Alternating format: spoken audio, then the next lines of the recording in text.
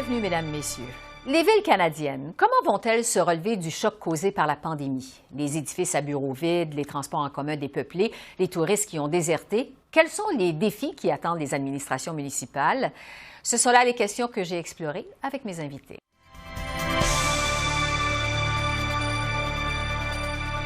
Régis Labaume, maire de Québec, bonjour. Bonjour. D'abord, des nouvelles de vous personnellement, parce que vous êtes entré dans la pandémie en 2020 alors que vous vous sortiez à peine d'un problème de santé quand même important. On se doute bien que les derniers mois ont été particulièrement exigeants pour vous, mais quand même, vous avez l'air en pleine forme. Je vous demanderai d'abord, comment allez-vous? La santé va bien. J'ai même été vacciné, alors c'est réconfortant. Ouais. Mais bon, évidemment, le sommeil, on perd un peu le sommeil avec tout ce qui se passe, mais au total, je me porte très bien. Bon, super. Les nouvelles sont encourageantes. Vous êtes maire de Québec depuis 2007. Vous dirigez les destinées de votre ville, donc, depuis près de 14 ans. On se doute bien que vous connaissez très bien votre ville. Mais quand même, qu'est-ce que la pandémie vous a appris sur Québec que vous ne saviez pas?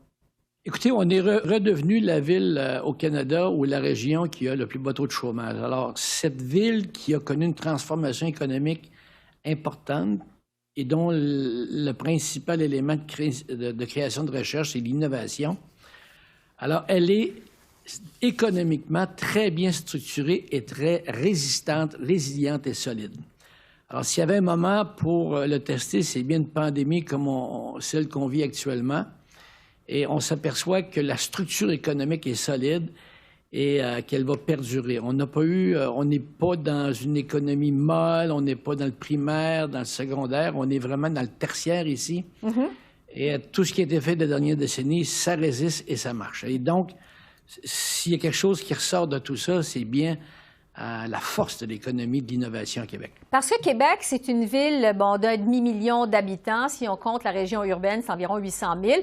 C'est la capitale, évidemment, du Québec. C'est une ville de fonctionnaires, mais aussi c'est une ville qui compte plusieurs industries dans le domaine des high-tech. Vous en parliez il y a un instant. Il y a un parc technologique qui est très important à Québec. Je vous demanderais quand même, quel a été le plus gros choc qui a été encaissé par la ville de Québec quand la pandémie a frappé au mois de mars 2020? Nous autres, le plus gros choc, je vais vous ramener ça terre à terre, c'est les responsabilités du propriétaire de gym ici à Québec, qui a déclenché la deuxième vague de façon incroyable. Et ça a fait beaucoup, beaucoup mal. C'est le plus gros choc, là, parce qu'on pourrait parler de bien des choses, mais bon, Québec, on l'a vécu comme ailleurs, on le vit comme ailleurs. Il n'y a pas rien de spécial, hein? Mm-hmm. Mais dans l'ensemble, là, sur, je ne sais pas moi, 12-13 mois, s'il y a quelque chose qui a été un choc, c'est peut-être cette irresponsabilité-là. Donc, c'est le propriétaire d'un gym qui a maintenu ses installations ouvertes alors que ça devait être fermé. Ça a provoqué donc cette troisième vague qui a frappé très fort la ville de Québec. C'est ce que vous nous dites? Oui, troisième vague, exactement. Bon, c'est ça. Québec, c'est aussi évidemment la ville touristique par excellence. Les Canadiens connaissent la ville, Château-Frontenac, le Vieux-Québec, les festivals sur les plaines d'Abraham. En 2018, la ville a reçu un record de 96 millions de touristes.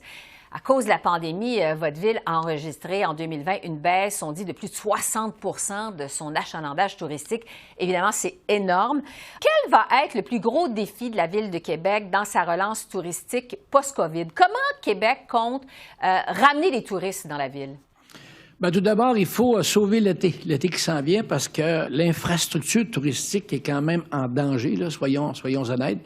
Bien que je dois dire que les gouvernements ont bien travaillé, moi, c'est mon opinion personnelle. Mm-hmm. Et l'été qui s'en vient, on doit la préparer, on doit être distinctif et faire en sorte que les gens du Québec, des Maritimes, de l'Ontario choisissent Québec comme destination pour les 3-4 mois d'été. Alors, puis là, ça prend un traitement en choc, là. Alors, on travaille très fort là-dessus actuellement.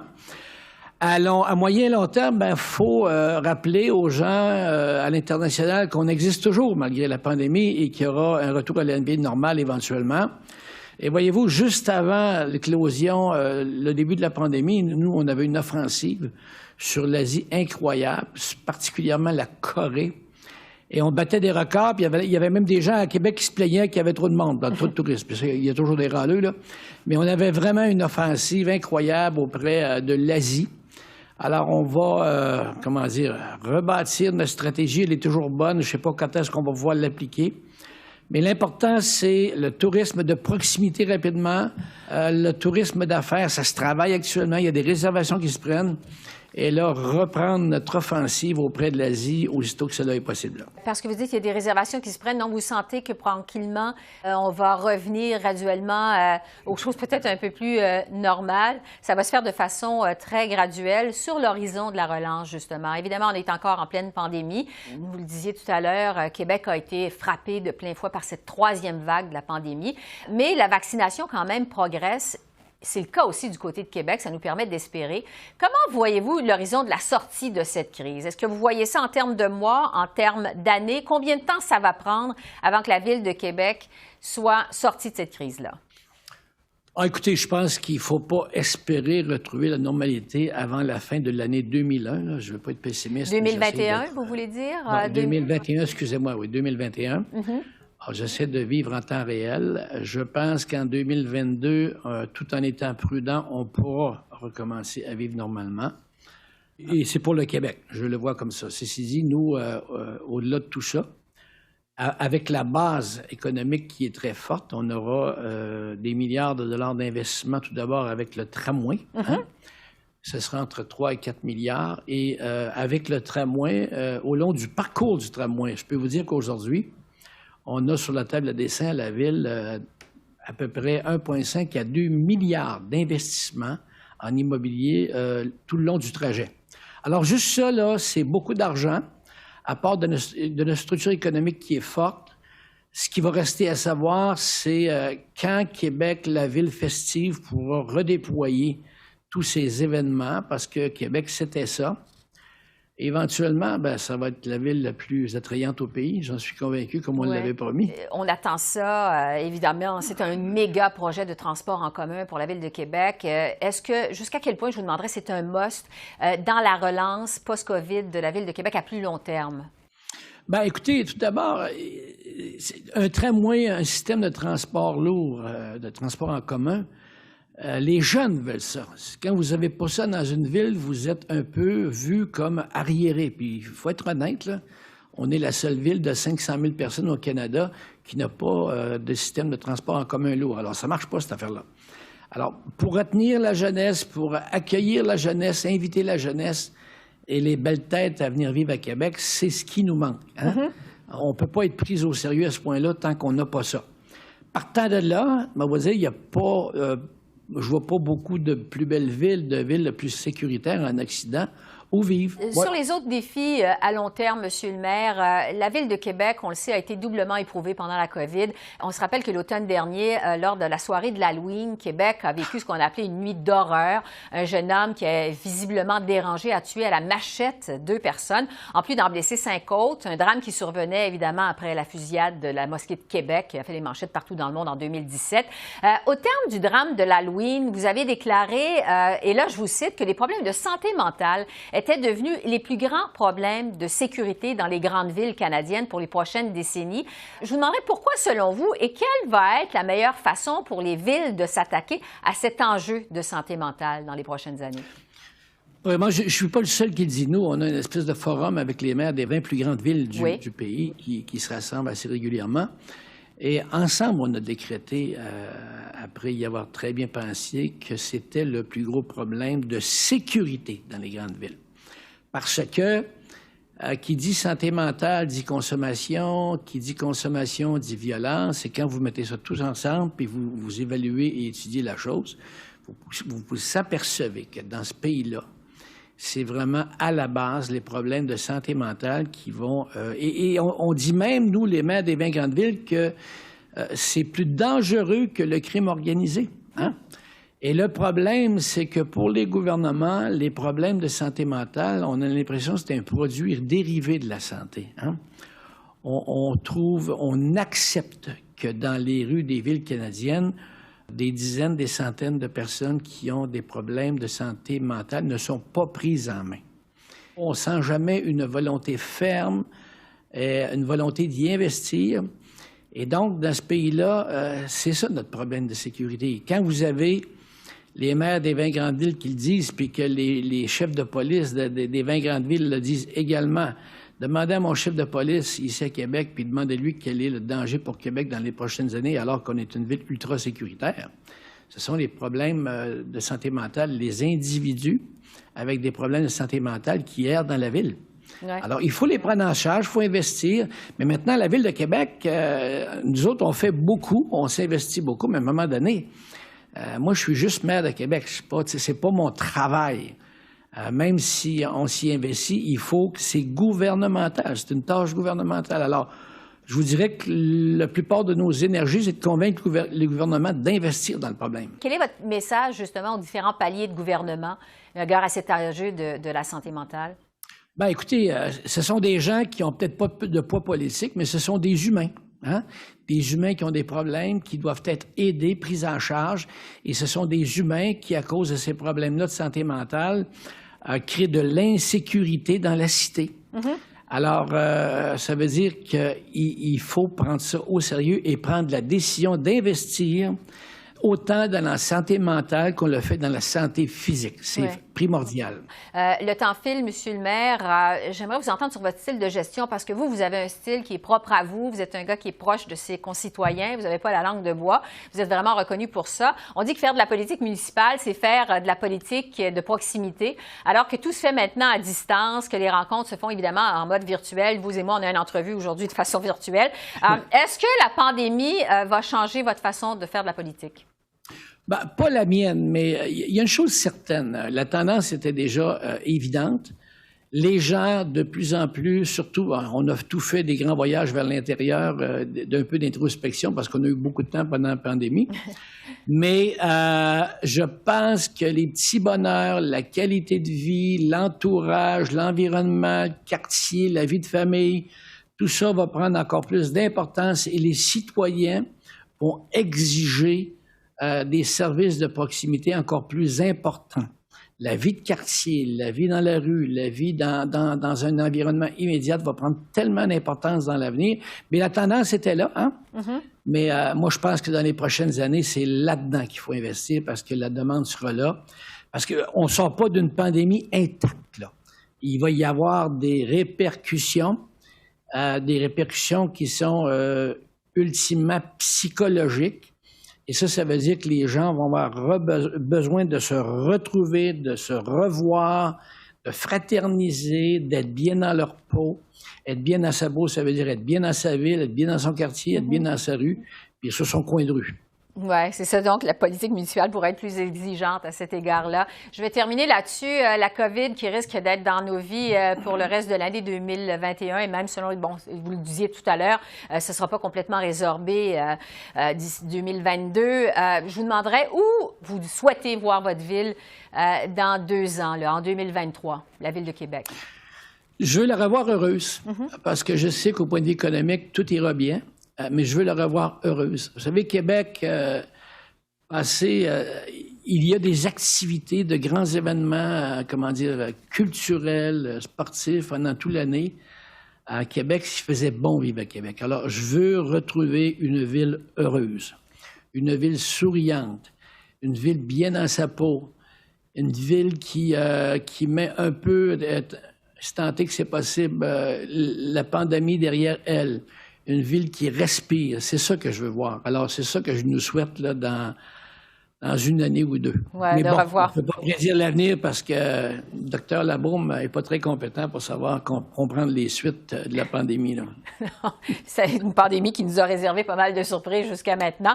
Mais on comprend que vous souhaitez voir les gens de votre ville de retour au bonheur, heureux, le plus rapidement possible. Régis Labaume, maire de Québec, merci de nous avoir parlé et bonne chance pour les défis à venir. On vous souhaite aussi de garder la santé. Merci beaucoup. Merci à vous. Au revoir.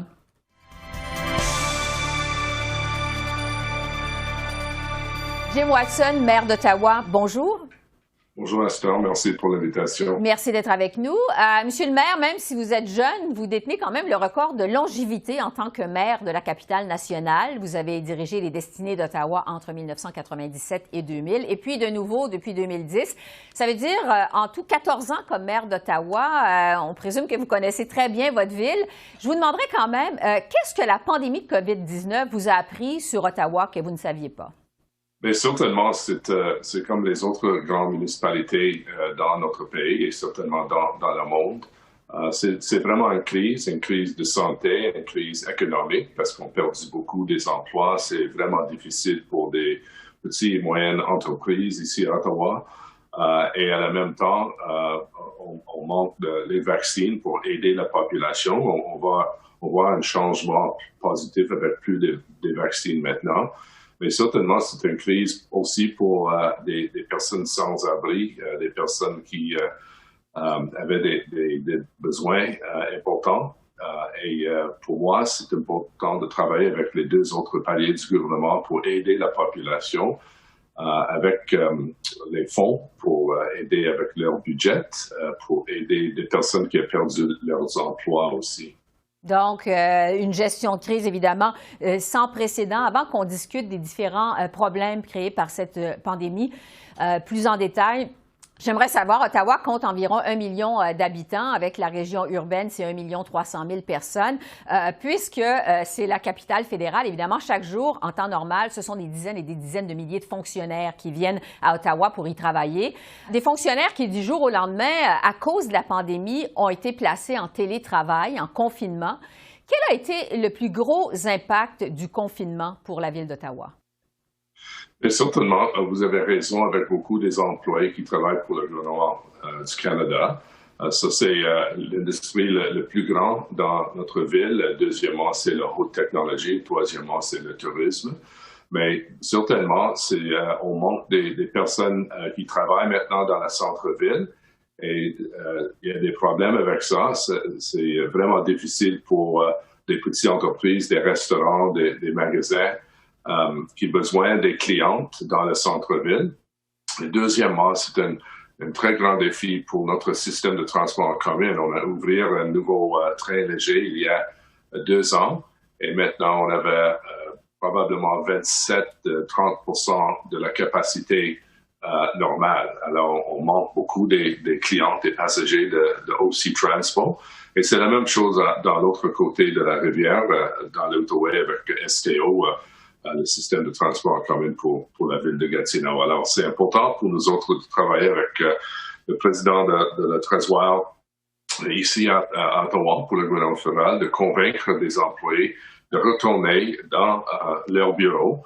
Mais quand ça c'est sûr et quand notre directeur de santé publique dit que ça c'est le temps de dire bienvenue à les personnes à la centre-ville, parce que dans toutes les grandes municipalités, c'est important d'avoir une centre-ville très dynamique, mais maintenant, on manque beaucoup de personnes dans le centre-ville. Oui, c'est ça. Parce qu'on a tendance à croire que parce que le Parlement canadien et les édifices gouvernementaux s'y trouvent, l'économie d'Ottawa repose uniquement sur la fonction publique. C'est certain que c'est une grosse part de l'économie d'Ottawa. Vous parliez tout à l'heure que quand même, il y a le tourisme, il y a le high-tech. Comment vous comptez vous y prendre, en fait, pour rétablir la confiance et attirer de nouveau les travailleurs et les touristes au centre-ville d'Ottawa?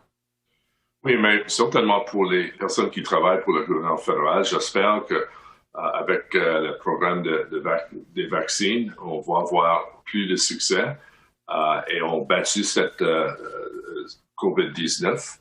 Certainement, ça c'est la priorité. Et j'espère que quand c'est sûr de retourner, on va voir plus de personnes qui retournent dans leur bureau. Certainement, probablement, une petite moitié de la population va rester chez eux. Ça, c'est probablement leur choix. Mais pour moi, c'est important de convaincre des grands employeurs comme le gouvernement du Canada de retourner dans les bureaux dans le centre-ville. Et deuxièmement, comme tu as mentionné, Esther, le tourisme est vraiment important. Et ça, c'est un défi plus grand parce que beaucoup de monde est un peu nerveux de voyager dans les États-Unis, par exemple. On manque beaucoup des vols à l'aéroport international d'Ottawa. Et c'est important pour nous autres de travailler encore avec le gouvernement de l'Ontario et le gouvernement du Canada et le secteur privé et tourisme à Ottawa pour créer des programmes pour attirer plus de personnes de visiter notre ville. Par exemple, Montréal, Kingston, Toronto, ça c'est des marchés très importants. Et on va travailler avec les groupes-là pour rétablir l'industrie du tourisme ici à la capitale.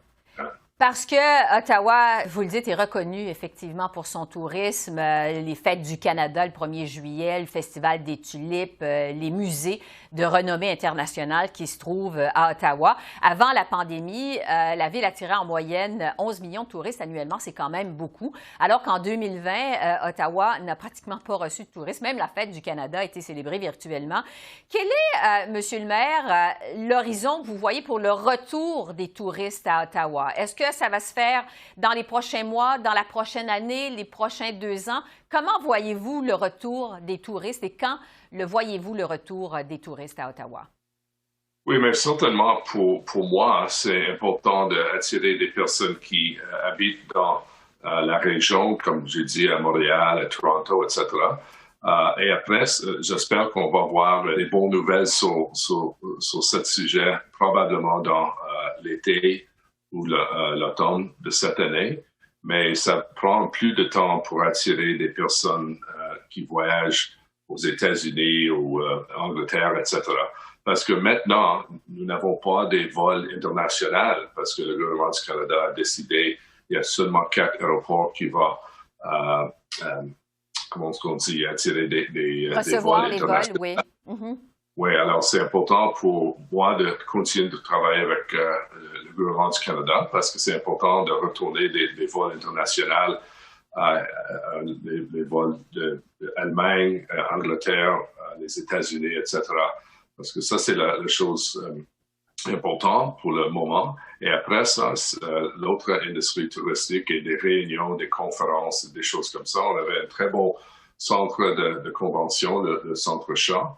Et il est complètement vide pendant les dernières 2 ans. Alors, c'est important pour moi et le secteur privé, les hôtels, les restaurants, de faire une campagne de marketing pour attirer des personnes de retourner à Ottawa pour des affaires, des réunions et des voyages famille.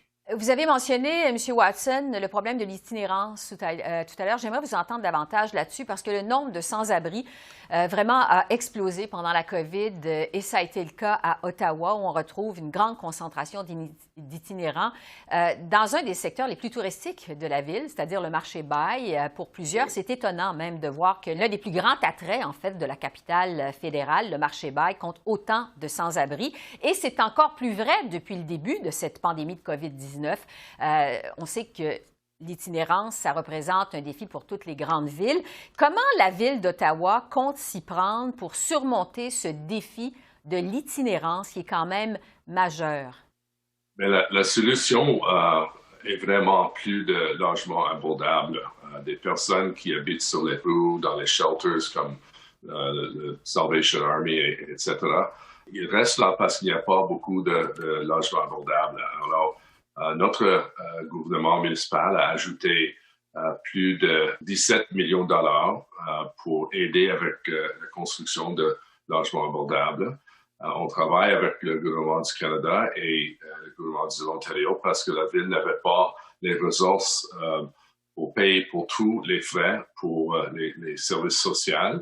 Mais par exemple, ouvrir des hôtels et des motels pour des personnes sans abri pendant cette pandémie pour aider avec self-isolation parce que c'est vraiment difficile de faire ça si tu habites dans la rue. Alors, la clé est vraiment logement abordable. Encore, c'est important pour moi de convaincre le gouvernement de continuer leur appui. Tous les maires des grandes villes, on avait un caucus qui s'appelle le Big City Mayor's Caucus. Et la priorité de chaque réunion, c'est le logement abordable, l'infrastructure et le transport commun. Sur la façon de faire de la politique maintenant, on sait que faire de la politique municipale, c'est faire de la politique de proximité. C'est être sur le terrain, aller à la rencontre des électeurs. Je le disais d'entrée de jeu, vous, M. Watson, ça fait 14 ans que vous êtes maire d'Ottawa, alors que tout est maintenant sur pause actuellement, que les rencontres se font de façon virtuelle. J'aimerais savoir comment la pandémie a affecté votre façon à vous de faire de la politique.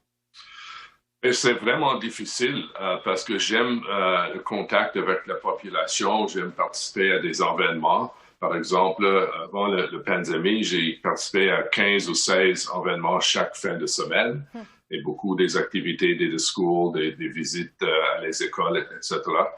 Et c'est complètement annulé maintenant, des choses comme ça. Toujours des choses sur Zoom et FaceTime, etc. Et c'est la même chose avec nos réunions du conseil. Je suis la seule personne dans la salle de conseil et les autres membres du conseil et à leur maison avec Zoom. Alors, c'est difficile pour moi personnellement de n'avoir pas le contact avec la population. J'ai fait beaucoup des vidéos, les greetings pour les choses, pour lever les fonds pour les bonnes causes. Mais je pense que tous les politiciens manquent ce contact avec la population. Oui, le contact direct à direct. Je vais poursuivre sur une note personnelle. Vous parliez de votre expérience personnelle. Après un an de pandémie, on a le sentiment que les gens, la population, les électeurs sont plus à cran, sont plus agressifs. Il y a même plusieurs élus municipaux qui ont décidé de jeter la serviette, de ne pas se représenter aux prochaines élections parce qu'ils sont écœurés de se faire attaquer gratuitement et personnellement sur les réseaux sociaux notamment. Vous l'avez vécu vous-même au mois de mars dernier alors que des vandales ont gribouillé à des graffitis homophobes devant votre résidence. Je me demandais comment vous avez vécu cette situation sur le plan personnel, M. Watson. Bien, c'est un peu triste quand une personne fait ça parce que l'orientation sexuelle d'une personne, ce n'est pas une grande chose aujourd'hui dans cette période de notre histoire. Et c'est triste qu'une personne qui prend beaucoup d'énergie de faire ça. Mais la grande moitié de la population, quand j'ai annoncé que j'étais gay il y a 2 ans, 95% de la population, des courriers électroniques, des tweets, etc., c'est vraiment positif. Et un petit secteur, 5%, envoyé des choses homophobiques chez moi. Mais la plupart des personnes qui ont fait ça sont des Américains pour quelques raisons, je ne comprends pas. Oui, donc il faut, comme vous dites, s'attarder à l'aspect positif et non pas l'aspect négatif de la chose, et la majorité étant plus positive. On va se laisser justement sur une note positive. On dit que dans chaque crise, il y a une opportunité. Croyez-vous qu'il y aura quelque chose de positif qui va ressortir de cette crise, de cette pandémie pour la Ville d'Ottawa? Oui, probablement 2 choses. Certainement des bénévoles qui aident les étrangers, les voisins dans les communautés. On voit toujours des bons articles dans les journaux ou sur la télévision. Alors ça, c'est très positif. Et aussi, probablement plus de monde connaît la responsabilité et la nécessité d'avoir un bon bureau de santé publique. Et dans les autres années, il n'y a pas beaucoup d'activités que la population connaît. Mais maintenant, tout le monde connaît Dr. Etches, ici, notre directeur de la santé publique, et le bon travail que son équipe fait chaque jour. C'est vraiment difficile pour des personnes qui travaillent dans les hôpitaux et des cliniques, etc. Mais je suis très fier de ces efforts. Oui, quand même une fierté, donc il va se dégager de tout ça. Jim Watson, maire d'Ottawa, merci beaucoup pour votre temps et votre générosité également à répondre à nos questions. Je vous souhaite la meilleure des chances pour les défis à venir pour la Ville d'Ottawa. Merci beaucoup. Merci. Je m'excuse pour les petites fautes avec la langue de Molière. On apprécie énormément le fait que vous ayez accepté de nous accorder cette entrevue en français. Alors, vous êtes tout excusés. Et les téléspectateurs de CEPAC vous excusent également. Merci beaucoup. Merci beaucoup. Au revoir. À la prochaine. Au revoir.